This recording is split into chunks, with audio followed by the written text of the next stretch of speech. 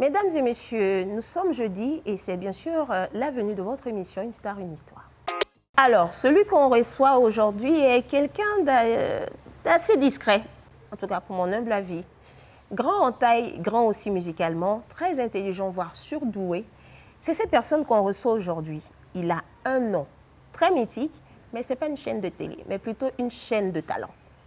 DJ TV3 est avec nous aujourd'hui. Ça va? Ça va bien, bonsoir. Comment vas-tu? Je vais super bien. Alors, depuis l'époque que... Ouais, t'es passé où? Parce que tu es rentré un peu dans ta coquille, pour ne pas dire carapace. Ben ouais, il faut juste dire qu'on a pris un peu de recul par rapport à beaucoup de choses. Et on a mûri un peu, on a grandi. Il y a de l'eau à couler sous les ponts, il y a eu beaucoup de choses qu'on devait gérer. Bon, on a essayé de se passer un tout petit peu des projecteurs. Ouais. On est toujours là, toujours. D'accord. Parle-moi un peu de ton enfance. Comme tout bon jeune, j'ai eu une bonne enfance. Oui. Une enfance normale. Voilà, j'ai été élevé dans une famille très modeste, mais avec un père quand même qui n'était pas effacé des projecteurs, un père qu'on connaissait tous, pas la génération de maintenant, Oui. puisque c'était quelqu'un de très connu dans le milieu du showbiz. Voilà, père son nom, M. Won-Pierre, premier ingénieur de son de Côte d'Ivoire, que des générations, autant de nos parents ont connu.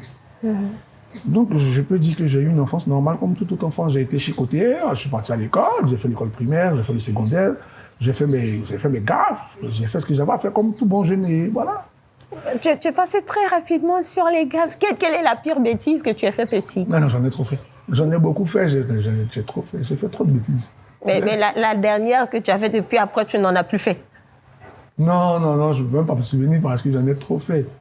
Bon, quand je dis j'en ai trop fait, je veux aussi dire par là que du fait que je suis l'aîné de ma famille, Oui. de tous les garçons et filles et autres, je prenais les coups de chicotte pour les autres parce que papa disait que si les plus petits font des gaffes, c'est parce que toi, en tant que grand frère, tu ne les suivais pas bien. Donc, à chaque fois qu'ils vont faire des bêtises, c'est toi que je vais taper. Ah. Bon, pas taper dans le sens où papa ne m'aimait pas, mais dans le sens où, parce que papa s'est dit que si je ne t'apprends pas cela, quand tu vas grandir demain, que tu vas être chez toi, que tu seras marié, quand tes enfants vont faire ça, tu ne vas pas comprendre, tu ne vas pas pouvoir canaliser tes enfants. Or, si je t'éduque comme ça, quand tu vas grandir demain, tu comprendras pourquoi est-ce que je tape quand il y a ce genre de choses. Et j'ai grandi aujourd'hui. Des fois, je m'assois avec un petit pincement au cœur, des fois avec peut-être, je peux dire, une poussière dans les yeux, puis je me dis, ah, je comprends pourquoi papa m'avait fait ça. Quand je vois, par exemple, mes enfants faire ce genre de choses, j'ai un petit sourire. En fait, je me ressasse un peu, je pense un peu à lui, et puis je me sens un peu mélancolique. Je me dis, ah, je comprends pourquoi papa m'avait fait ça. Parce que, comme on le dit, rien ne se crée, tout se transforme. Oui. Voilà, donc c'est un peu comme ça. Alors, tu débutes ta carrière en 2002. Comment? Bon, concrètement? Il faut dire d'abord que bien avant 2002, déjà, notre papa avait déjà un espace, il avait un maquis, donc il n'existe plus. Donc, on a eu la chance de côtoyer pas mal d'artistes. On a eu la chance de voir les tontons qui sont venus, qui venaient répéter dans le maquis de notre papa. Donc, déjà, très jeune, on avait déjà la connaissance du matériel. En fait, on savait comment brancher tel ampli ou tel ampli basse ou tel ampli guitare. Il montrait beaucoup de techniques. Voilà, on savait déjà le faire. Donc, quand papa partait au studio pour aller travailler, parce qu'il travaillait au studio, aux deux plateaux, il nous appelait, il nous dit qu'il y a tel artiste qui vient répéter, peut-être un exemple à 14h, 15h. Donc, automatiquement, on savait déjà, en fonction du programme qu'il mettait sur le tableau, on regardait et puis il nous disait, il veut ça, il veut ça, il veut ça. Donc, on branchait tout. Quand on était bloqué quelque part, à cette époque, il n'y avait pas de portable. Oui.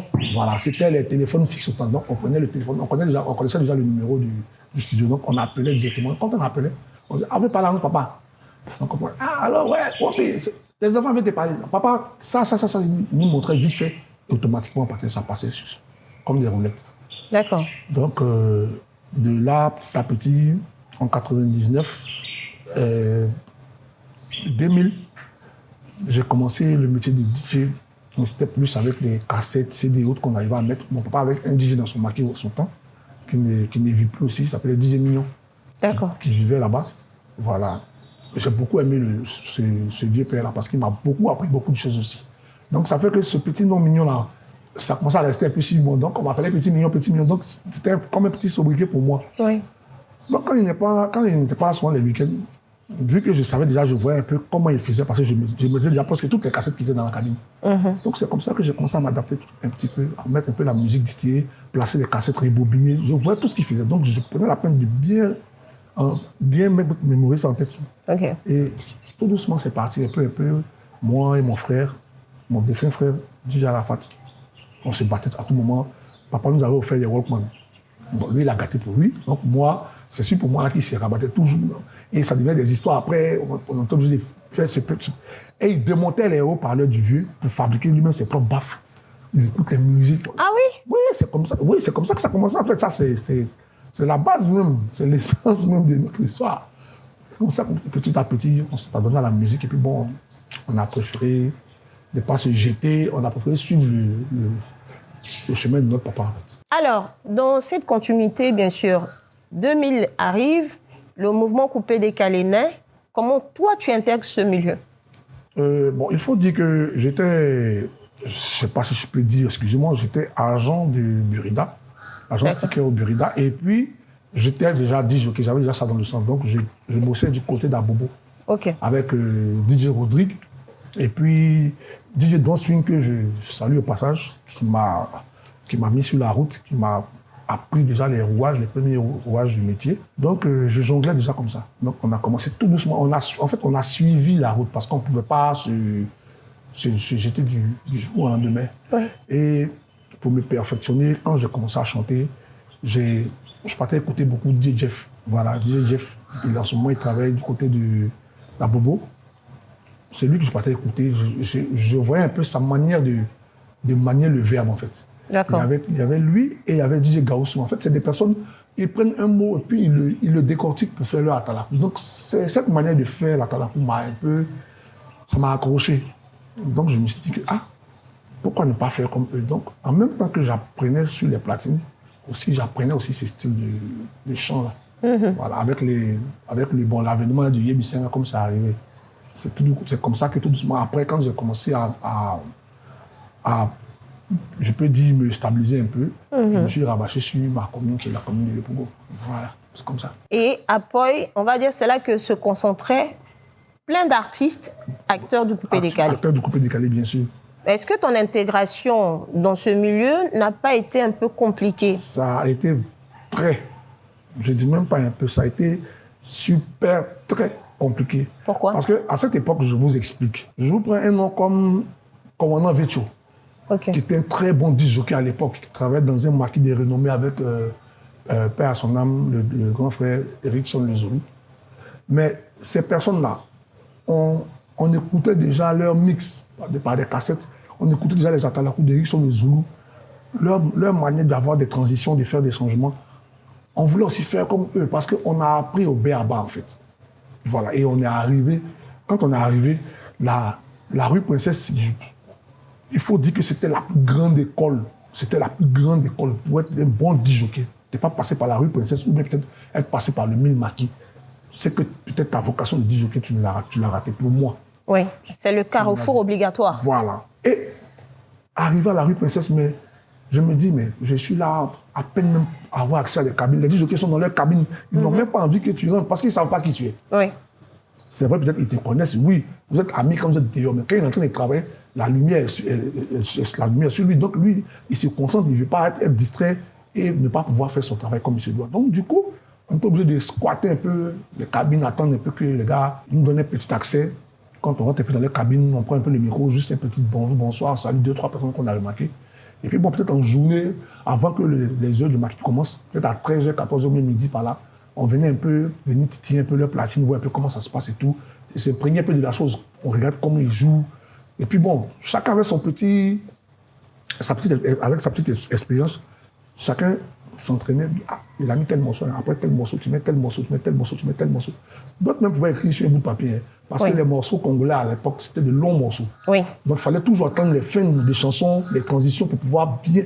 Et il fallait pouvoir le faire comme les amis le faisaient. Donc on venait, c'était comme une école, on venait apprendre.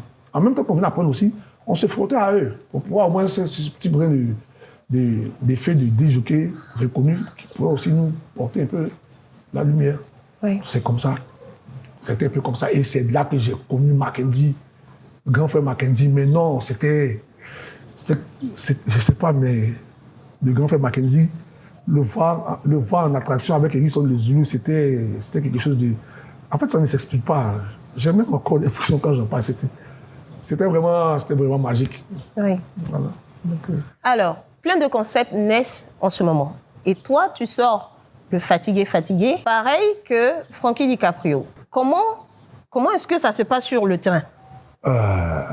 Bon, comme je disais, cette question, elle me revient un peu à tout moment sur tous les plateaux. Bon, il faut dire que le Fatigué n'est pas le concept par lequel j'ai commencé la musique. J'ai démarré la musique bien avant que Fatigué n'arrive. Fatigué, je peux dire que j'étais à mon 3e album. Ok. J'étais déjà à mon 3e album. Parce qu'avant de se faire connaître, il y a eu le temps de la Dream Team. Et il y avait Babli, l'arrangeur Babilax Lee, qu'on connaissait, qui était un bon arrangeur, qui travaillait, qui avait envoyé une sonorité qui avait déjà fait tache d'huile.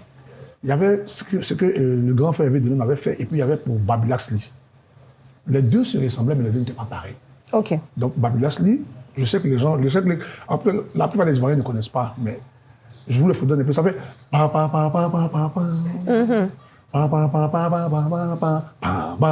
Voilà, cette musique-là, c'est sur ça que nous, on nous a connus.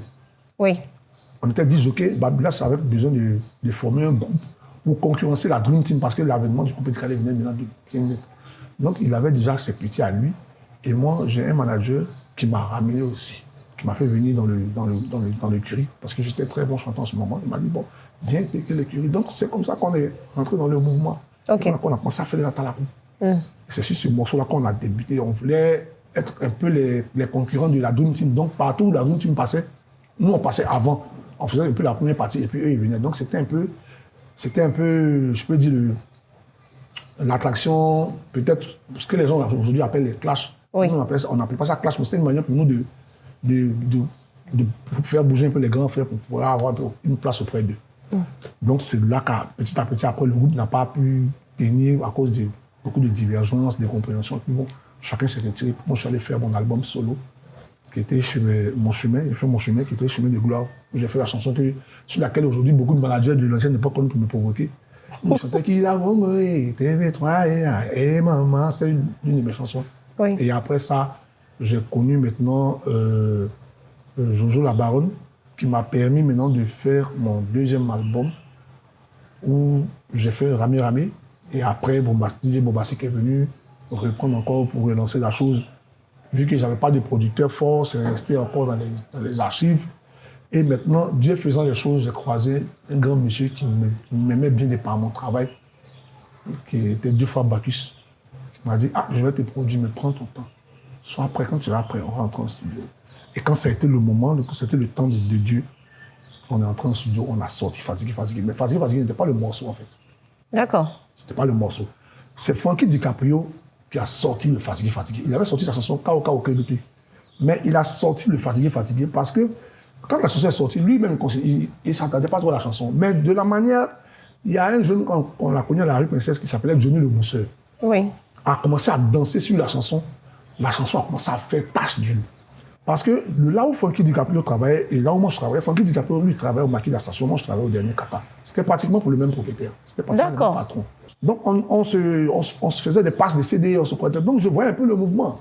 Donc quand mon producteur a voulu qu'on rentre en studio, le manager qui me manageait en ce moment, qui est le manager actuel de Kérosène, Siapopo, il m'a dit non, le morceau que tu es en train de faire là, c'est un bon morceau. Mais ça là, ça ne va pas bouger. Okay. Il y a un concept qui est en train de prendre dans la rue en ce moment, tout le monde danse. Fatigué là, fais ça. Il faut que pour une fois aujourd'hui, on soit clair pour que les gens comprennent. J'ai dit, c'est pas mon concept, parce que même le bout de la chanson, même lui, il a dit, ton truc là, c'est bon, hein. Faut taper les gens, ça, les gens, ça plaît beaucoup aux gens. Mais souvent, comment il le voyait dans les prestations, il misait pas trop sur le morceau, en fait. Lui, il négligeait ça. Voilà un peu. Donc, il m'a dit ça comme ça, ok, d'accord. Il m'a dit ça juste à la volée. On est amis, on finit de travailler les matins, on est fatigué, on va rentrer. Mais, quand on est dans le studio, mon jumeau Makepoula m'a dit, fais Fatigué, c'est à propos à dire là. Comme ça, vous serez 2. Ok. Quand ça a commencé à bouger, là, tu vas voir que le mouvement a bien pris. Là, quand on l'invite, on t'invite là, ça a bougé. Il dit, ah. Et puis mon jour, Makepoulo aussi, c'est un doyen, il connaît une musique. Il dit, bon, d'accord, il n'y a pas de problème. Pourquoi pas? Donc, on est allé.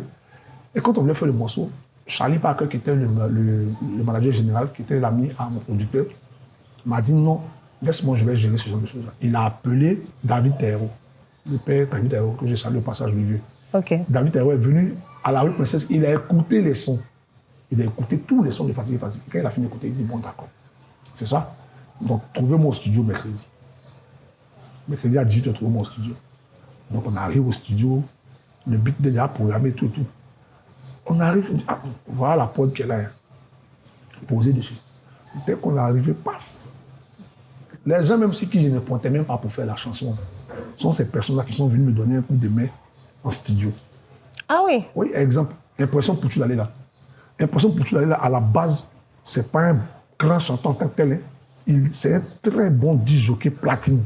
Ok. Ah, il maîtrise les platines, sincèrement dit. Mais il n'est pas très bon disc-jockey.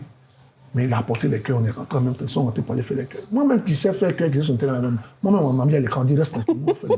Donc, ils ont fait la chanson. Moi, il a fait oh, on est fatigué, fatigué, fatigué, oh, oh. Donc, on causait comme ça. Et puis, notre producteur qui était deux fois Bacchus, lui, il venait nous trouver aussi. Donc, il est arrivé. Et puis, il est venu. Au lieu de chanter fatigué, il dit quelle est ouvert la porte? La personne dit ah, c'est qu'elle a. Et puis il y a quelqu'un qui, je ne sais pas qui, la personne a répondu ah, c'est qu'elle. Il dit voilà le refrain qu'elle a. C'est le refrain de la chanson qu'elle a. Donc on est rentré pour faire ah, c'est qu'elle a. Ah, c'est qu'elle. Il dit voilà ta signature.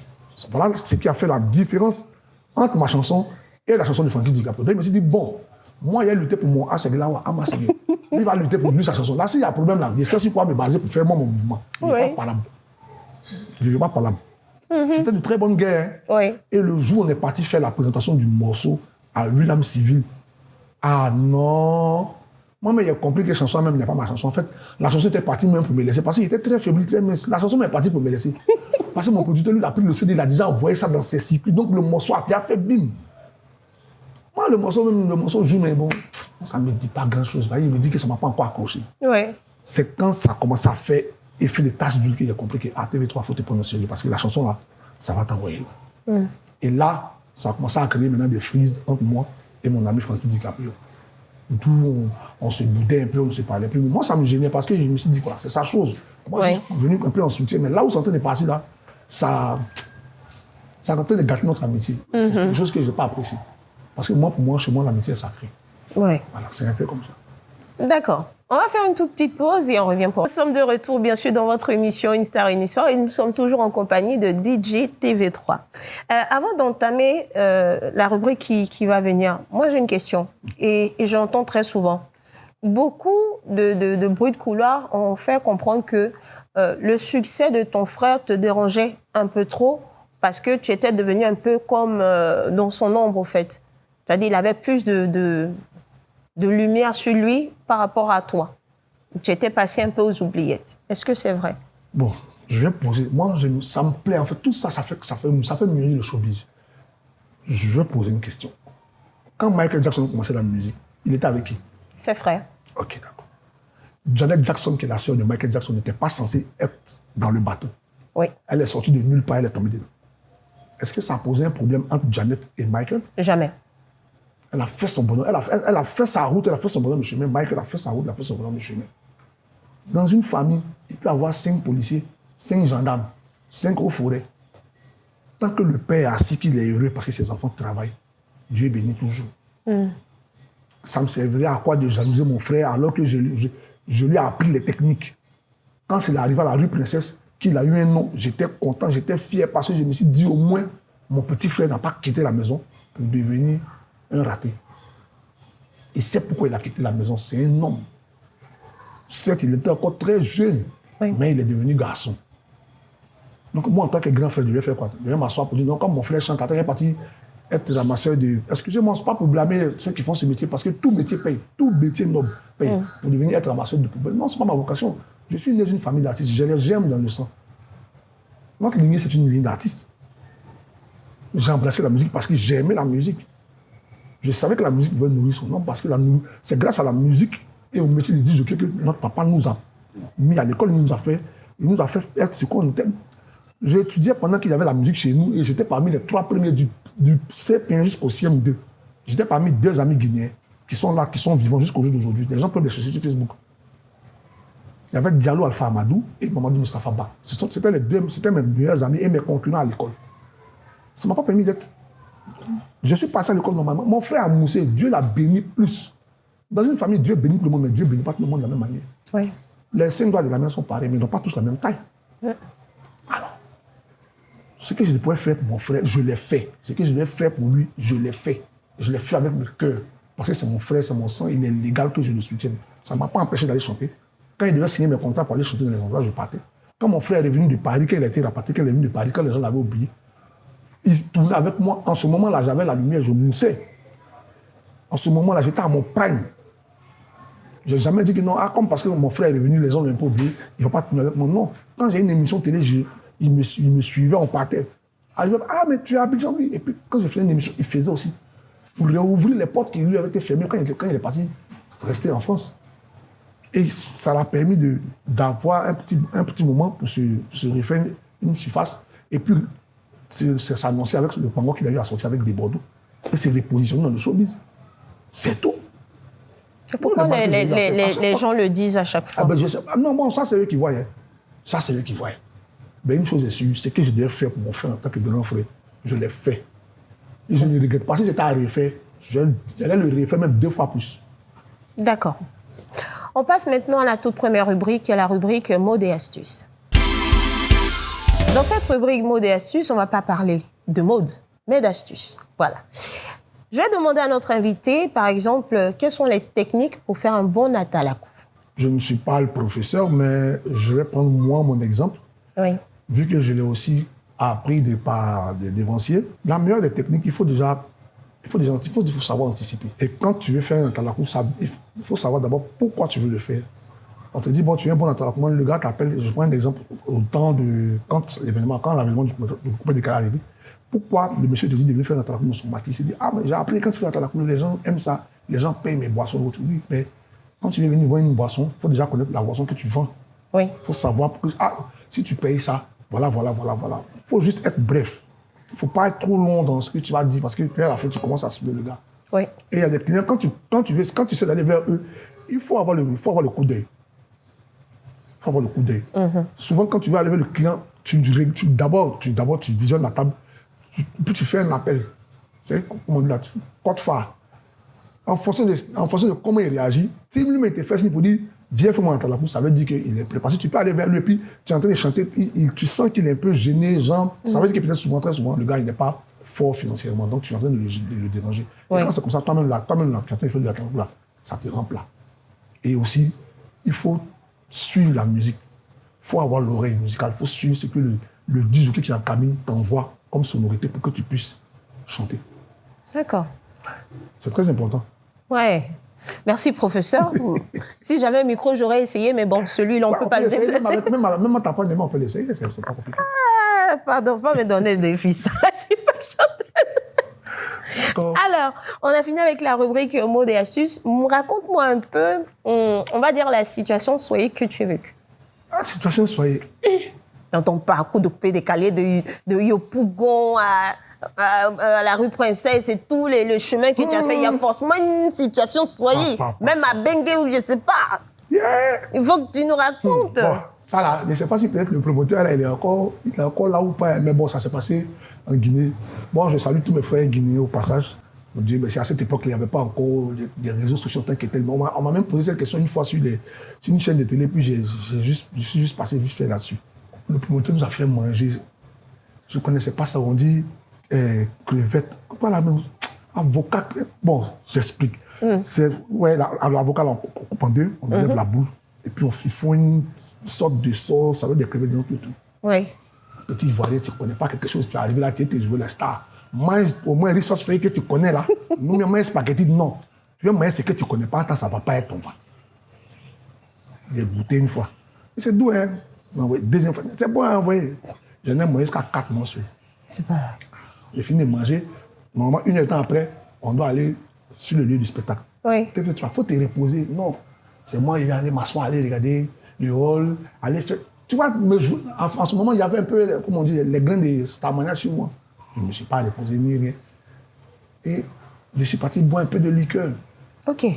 C'est normal, c'est pas méchant. À l'heure du spectacle, on arrive, les artistes commencent à passer. Et au moment, moi, il devait jouer, après moi, Lewis devait monter. C'est Lewis qui devait clôturer, en fait. Oui. Au moment où on m'annonce, mon ventre en train de faire. Je dis, il y a une assise de ma grand-mère disait que quand tu as mal au ventre, il faut mettre un peu de salive sur ton omblic. Ça va couper ça. D'accord. Il est mis. Ça s'est calmé un peu, il dit, ah bon, c'est bon. Dès qu'on m'a donné le micro, je suis monté sur scène comme ça, je suis monté, je suis arrivé les danseurs maintenant. Premier morceau, il n'y a pas comme une fatigue, il y a un morceau d'abord qui joue. Premier morceau, il m'a chanté ce qu'il m'a donné. Il transpire à grosse goutte, ça ne va pas. Il fait signe au promoteur immédiatement, parce que ça ne va pas. Il ne me regarde pas. J'ai laissé le micro, il s'est descendu. Donc eux tous me voient en train de courir. Et puis il y a un gars, le caméraman qui était là-bas, là. Il veut courir pour venir vers moi. Il dit, mais Joe, il y a quoi? Qu'est-ce que je m'en fais? Donc il court en cherchant les toilettes mobiles. J'ai vu un côté des toilettes mobiles, j'ai vu des filles là-bas. Là. L'artiste, c'est il a fait de l'artiste. Je suis venu les pousser pantalon. Excusez-moi. Hein. Monsieur, on appelle l'artiste pour le job. L'artiste a déjà souffert dans les toilettes. Non, mais après ça, non, en fait, ça va.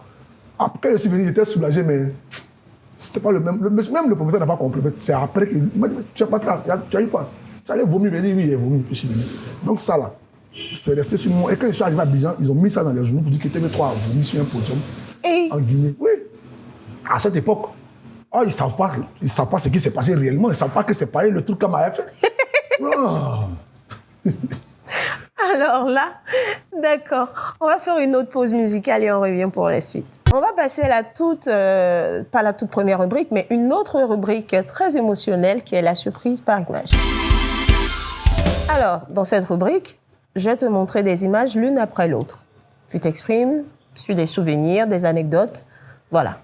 S'il y a Ramba aussi, tu dis. D'accord. Voilà. Il n'y a pas de souci. C'est parti pour la première image que voici. DJ Léo, ouais, le cadeau du ciel. Lui, vraiment, je ne sais pas, je n'ai même pas les mots même. Sincèrement dit, il a... Comment le dire? Il a la main sur le cœur. Léo, il est vraiment gentil. Sincèrement dit. C'est un petit frère. Quand il commençait la danse avant de devenir disjockey, je sais comment il a bataillé pour arriver là où il est. Léo peut te trouver en studio, tu es en train de chanter, il vient, il dit. C'est qui on dit, il demande un exemple. Qui est en train de chanter? Non, par exemple, c'est DJ Tandy. Ah ouais, sors. Il vient, puis il chante d'être. Il te fait ce cadeau-là. En fait, tu es assis, tu es étonné. C'est le gars, tu l'appelles, tu es un souci, tu dis, grand frère, je te rappelle. C'est ce qu'il a dit. Il a vraiment la main sur le cœur. Vraiment. D'accord. Que Dieu continue de le bénir. Et encore au passage, je lui souhaite un big up pour son prochain concert qu'il va faire. On va venir le soutenir. On est un peu fatigué là-bas. Ouais, c'est ce qu'on sait faire. D'accord. On passe à la deuxième image que voici. Claire Bailly, la madre. Elle aussi, grande actrice du coupé décalé. Elle est de retour. Je suis content pour elle parce que, comme on le dit, on ne quitte jamais la maison. Nous allons passer maintenant à la toute dernière image que voici. Je n'ai même pas de mots. Bon, je ne sais même pas quoi dire. Hein. Bon, j'espère qu'il est heureux dans sa nouvelle maison, dans sa nouvelle vie, là où il est. Qu'il continue de veiller sur ses enfants, sa petite famille. Voilà. Et il n'a pas travaillé en vain parce qu'aujourd'hui, il est une légende dans ce pays. Il est connu à l'international. Donc, c'est juste dire merci à Dieu. Tout ce que Dieu fait est bon, c'est tout. Voilà. La mort n'arrête pas l'amour. On va toujours continuer de l'aimer, c'est tout ce que j'ai à dire. D'accord. Mais j'ai une question. Oui. S'il était face à toi, si on te donnait la possibilité de t'adresser à lui une dernière fois et qu'il se venait, il se manifestait à toi, tu lui dirais quoi? Là, dans le feu de l'action, j'ai rien en tête, mais je lui ai sûrement posé la question de savoir pourquoi. Juste pourquoi. Et ça résume beaucoup de choses. C'est énorme. C'est la seule question que je lui ai posée. Pourquoi? Je ne vais juste pas rentrer dans les détails, mais je pense qu'il aurait compris. Peut-être qu'il m'aurait donné des réponses. D'accord. On va sortir des émotions, on va visionner un clip et puis on reviendra pour la rubrique que vous aimez bien tout de suite. La Chine, soyez plus que motivé. Je compte sur vous, car c'est vous seul qui êtes ma force. Vous seul, ma Chine.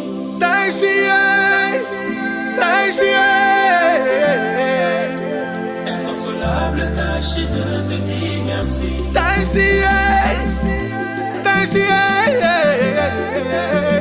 Inconsolable, ta Chine te dit merci. Inconsolable,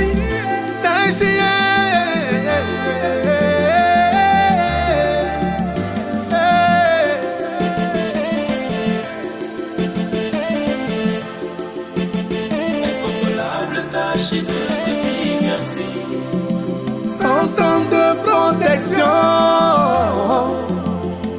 Dis-nous, qu'as-tu fait de ça?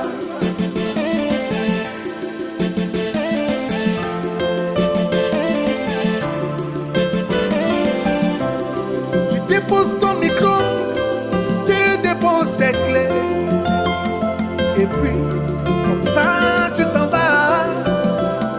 À qui as-tu confié ta scène? Mais dis-nous, à qui sont ces musiciens?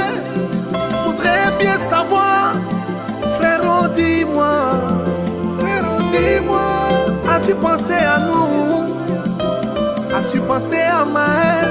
As-tu pensé à Ezekiel? À la Chouana? As-tu pensé à Rafna? Quand tu fais comme ça, quand tu fais comme ça, quand tu fais comme ça, tu ne m'as pas écouté.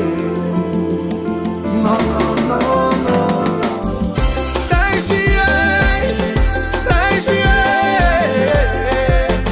Inconsolable, ta Chine te dit merci.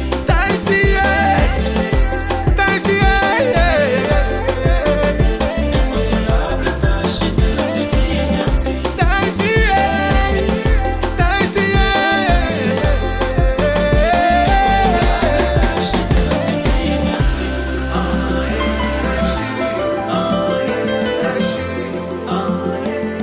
Mon grand frère, Je suis trop content de te voir, petit. Tu n'as pas compris. à ton père.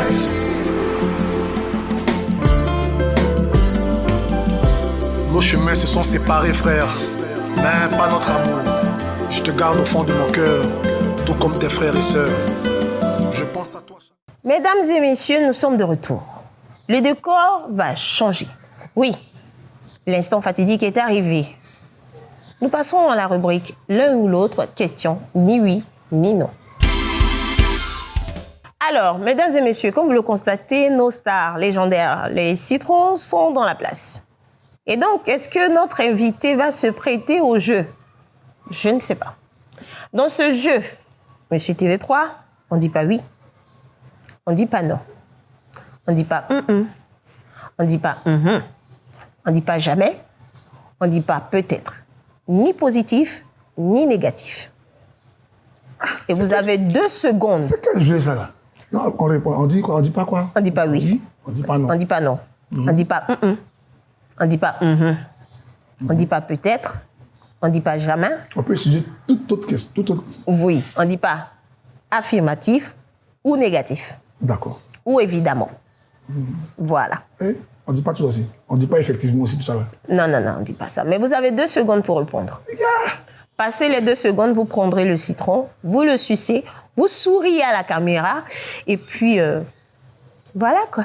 D'accord. Si vous êtes prêts, on lance... Ouais, ça me fera du bien. D'accord. Tu aimes manger le matin? Faut prendre en même temps, quoi. Mais attends, il y a mangé citron, mais... Qui n'aime pas manger le matin?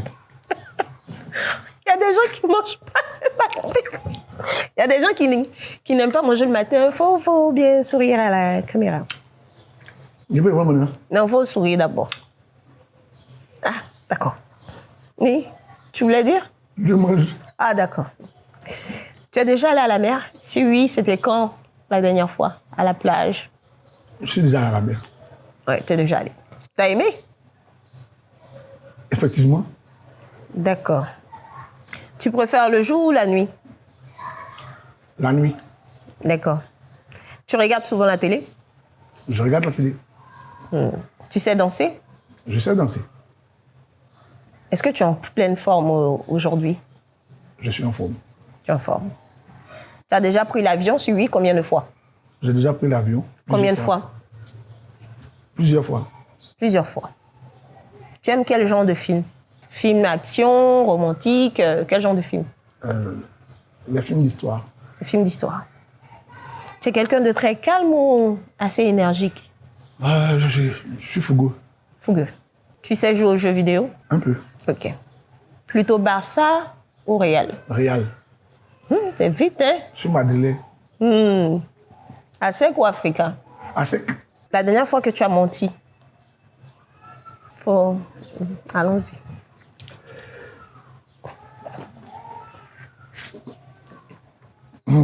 Ça va? Ça va. Ça va. C'est quel jeu ça là? Tu sais cuisiner? Je sais cuisiner. D'accord. On aime ta cuisine. On aime ma cuisine. C'est bien. La dernière fois que tu t'es bagarré? Je ne me suis pas bagarré. Jamais. Si tu sens que ça commence à vous prendre en même temps, c'est sérieux pour toi. Mais vous êtes méchant. C'est quel jeu ça là? Ça impose à dire la vérité. Penses-tu être le meilleur de ta génération? Je fais partie des meilleurs. D'accord. Le jeu est terminé. Donc, tu es libéré des adjectifs. Dieu merci, j'ai pensé à des questions là. Dieu merci, on m'a posé ça. Quelle question? J'ai pensé à des questions là. Quelle question? Tu es trompes, tu es marié, ce genre de questions. Ça fait trop peur. Comme disent les autres, cœur à prendre, corps à prendre, ou les deux à ne pas prendre? Non, mon cœur est déjà pris. Super. Des enfants? Oui, j'ai des enfants. Super. Non, t'inquiète, le jeu est fini. Parce que tu es tac-tac. Non. Le jeu l'a traumatisé. Ah, on sait jamais. Non, le jeu est terminé, c'est relax et tout. D'accord. Quand tu regardes un peu ton parcours jusqu'à ce jour, qu'est-ce que tu te dis toi-même quand tu te regardes dans le miroir? Déjà, je rends gloire à Dieu. Je lui dis merci. Parce que je me dis que il a opéré pour que mes demandes soient favorables. Parce que ce que je lui ai demandé, c'est ce qu'il m'a donné. Et je le dis en toute franchise. Ce que j'ai demandé à Dieu, c'est ce qu'il m'a donné. Quand je lui demande quelque chose sincèrement, il me le donne. Et pour ça, je suis fier de mon parcours. Parce que je sais qu'il y a des personnes qui aimeraient bien être à la place que j'occupe même en ce moment. Oui. Donc pour ça, je rends gloire à Dieu. Voilà, c'est lui le maître suprême, c'est lui qui décide. Je suis fier. D'accord. Alors, tu as deux propositions. On te soit t'exprimer sur un coup de cœur ou t'exprimer sur un coup de gueule. Tu as dit quelque chose qui te déplaît, sur lequel tu voudrais t'exprimer. Quelque chose que tu aimes bien et sur lequel tu voudrais t'exprimer. Tu choisis quoi? On a le choix ou on doit parler? Oui. Tu choisis soit tu t'exprimes sur un coup de cœur ou sur un coup de gueule. Pour un coup de gueule, ce que je pourrais dire, c'est que j'aimerais qu'on soit plus vrai entre nous. C'est vrai qu'on n'est pas obligé d'être amis dans la vraie vie en tant que tel. On n'est pas obligé de s'aimer forcément comme des frères et sœurs, parce que même des frères et sœurs ne s'aiment pas tout le temps. Hein. C'est pas bon qui veut changer les choses de la vie. Mais on est obligé d'être vrai. Ça, je le dis parce que il y a des personnes à qui, quand vous demandez des services, quand ils ne peuvent pas, ils vont vous faire tourner en boucle. Et sincèrement, moi, personnellement, moi, ça me déplaît. Je préfère qu'on soit véridique. Les Américains, ils ont ce feeling-là. Quand ils ne peuvent pas faire quelque chose pour toi, ils te le disent. En fait, c'est de là à là. Et ils ne tournent pas, ils ne tergiversent pas avec toi. L'Américain qui n'aime pas ta tête, il te dit clair, toi, j'aime pas ta tête. Tu sais automatiquement que ce gars-là, lui et moi, ça ne peut pas marcher. Ouais. Mais ici, là, on fait semblant de rire, on montre un beau visage, alors que derrière, ce qui se passe derrière, c'est dangereux, c'est mesquin. Et moi, je ne suis pas ce genre de personne. Moi, je suis le genre de gars, tu me demandes un service, si je peux le faire, je le fais. Si tu me dis, je ne peux pas. Ça ne rentre pas dans mes cordes, je ne peux pas. Au moins, tu m'as demandé, au moins, il te dit la vérité. Tu ne vas pas voir en moi une fausse personne. Mais que je te dis, non, bon, je vais faire, ben attends, ben, c'est-à-dire que puis je te fais tourner alors que c'est un besoin pressant, peut-être qui peut t'aider. Souvent, même pour 500. Ça peut sauver une vie, mais tu fais tourner une personne juste pour ça. Pour moi, c'est juste mon coup de gueule. Je ne fais pas partie de ce genre de personne. Tu peux pas faire quelque chose, dis clair, je ne peux pas. Ouais. Voilà, la vie, elle est simple. C'est ce que je voulais dire. D'accord. On visionne un dernier clip et on revient pour la conclusion. Falasha on the beat. Le boss Vamoussa de Kovana. Kader Keita la Popizaï. Président Obama. Yeso Atanas. Touré le transporteur. Hey, hey. C'est le papa d'ambiance. Aguilar TV3 DJ. C'est la gang. Toujours au rendez-vous. Il dit que hein, c'est le papa d'ambiance.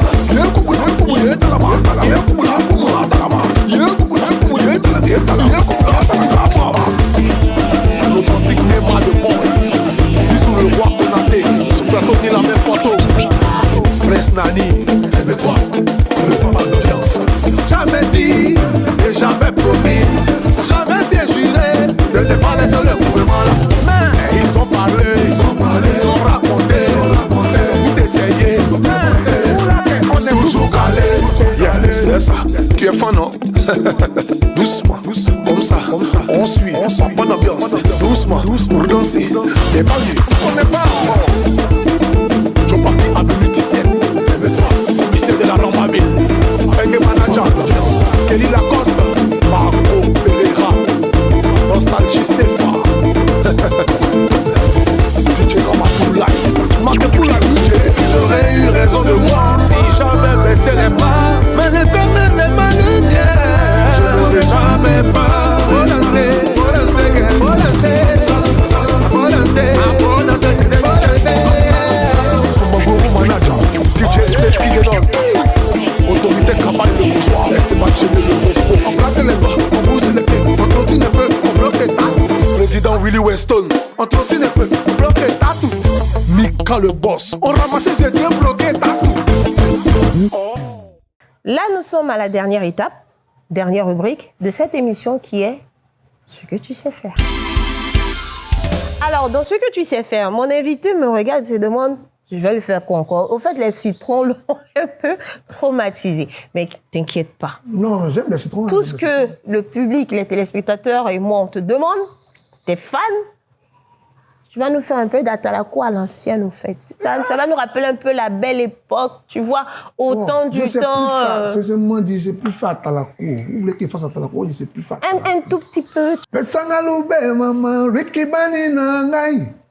Petsangalube, maman, Yebo Bani Nangai. Yo, yo, yo, yo. Peut-être Wingy champion. Aïe, aïe, aïe. Peut-être Wingy champion. TV3 DJ champion. C'est bon, ça plaît. Ouais. Mais pourquoi tu dis... tu es trop humble, quoi. Non, pas que j'ai... Il y en a encore, et puis tu dis, il y en a pas. Il y en a beaucoup, mais je ne sais pas quoi. Il est humble. Ou bien c'est la nouvelle génération là qui te truc. Non, la nouvelle génération, ils font de l'ambiance, ils font de la très bonne ambiance. Oui. Je soutiens. Ils font de la très bonne ambiance, mais il y a encore du chemin à faire. Ils ont encore beaucoup de chemin à faire. Parce qu'à part faire de l'ambiance aussi, il faut savoir aussi chanter. Parce que chanter même, il y a de l'école pour ça. Oui. Il y en a qui ont ça dans le sang et puis ils apprennent à chanter même ensemble. Donc, voilà. Donc, mais en antenne, tu m'as dit une phrase là qui est assez drôle. Pour être bon à Atalako, il faut être... Non, il dit pour être un bon Atalako, il faut habiter à Yopougon. Pour être un bon Atalako, il faut être à Yopougon. Oui, pour être un bon Atalako, il faut être à Yopougon.